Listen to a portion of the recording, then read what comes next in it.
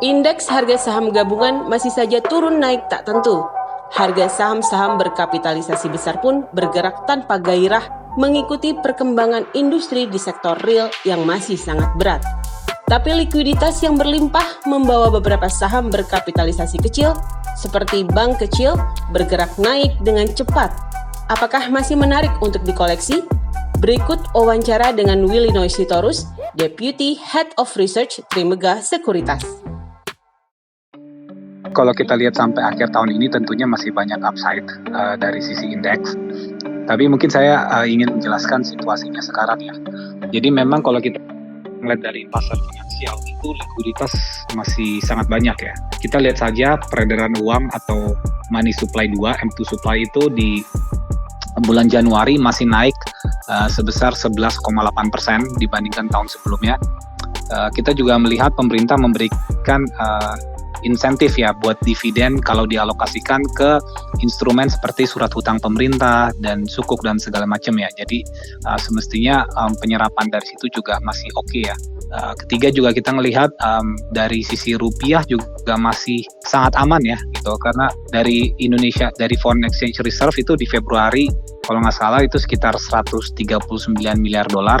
Itu sangat cukup untuk menutupi import kita dalam 1 tahun ke depan ya. Jadi semestinya dari sisi rupiah masih sangat aman ya. Untuk pasar saham itu year to date ya. Jadi dari awal tahun sampai sekarang itu sekitar 79% dari perdagangan itu adalah lokal ya. Bukan asing, lokal ya. Jadi dan menurut saya dari 79% itu menurut saya itu banyaknya adalah nasabah retail ya. Jadi pasar finansial itu masih sangat sehat ya. Saya lihat juga trading value per hari itu masih sangat kuat sekali. Walaupun memang ada penurunan sedikit ya jika kita dibandingkan bulan-bulan sebelumnya. Tapi menurut saya masih sangat sehat ya gitu. Jadi overall likuiditas itu melimpah, semestinya itu bagus buat pasar finansial. Tapi memang dari sisi recovery ya ekonomi, kita lihat data di bulan Januari ya.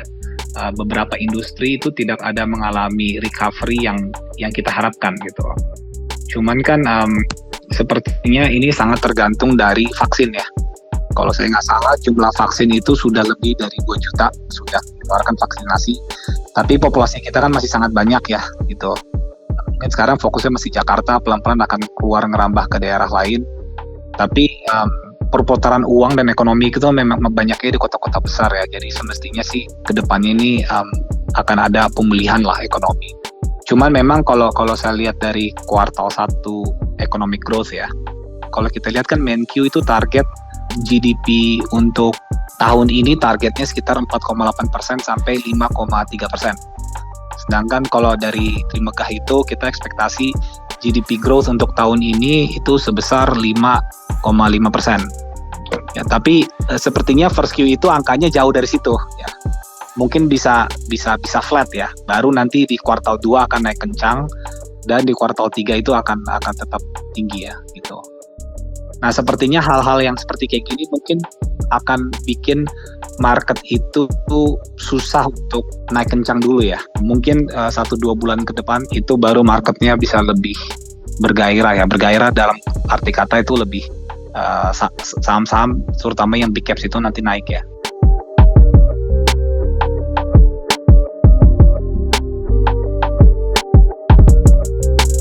Saya kurang tahu ya persisnya itu kayak gimana ya. Tapi I think kalau ditutup nama broker ya itu kedepannya lebih sulit untuk trader bermain ya. Sehingga ini ada bagusnya juga buat jangka panjang ya. Jadi orang itu kalau beli saham itu lebih melihat dari fundamental perusahaan tersebut ya. Itu bukan kayak sahamnya lagi dibeli broker ini atau broker itu. Jadi menurut saya sih hal ini semestinya positif buat jangka panjangnya ya.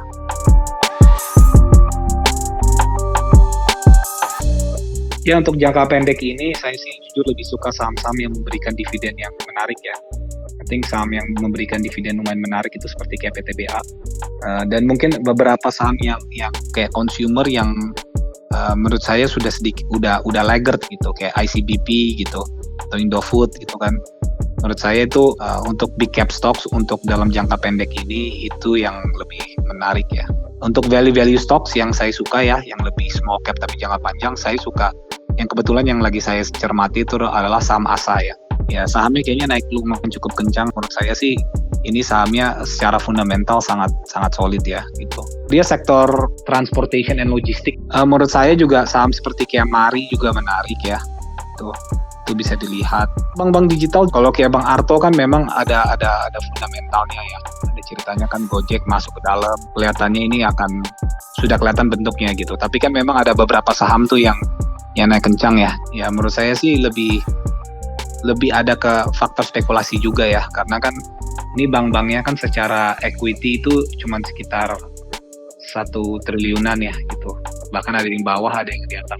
Kalau saya nggak salah beberapa tahun lagi itu OJK mewajibkan bank-bank ini equity-nya 3 triliun kan. Nah untuk nambah ke 3 triliun nggak mungkin lah mereka bisa nambah ekuitas sebanyak itu ya, pasti harus ada yang akuisisi kan. Kalau yang akuisisi nggak mungkin orang akuisisi begitu aja, pasti orang akan berpikirnya investor diakuisisi untuk menjadi bank digital.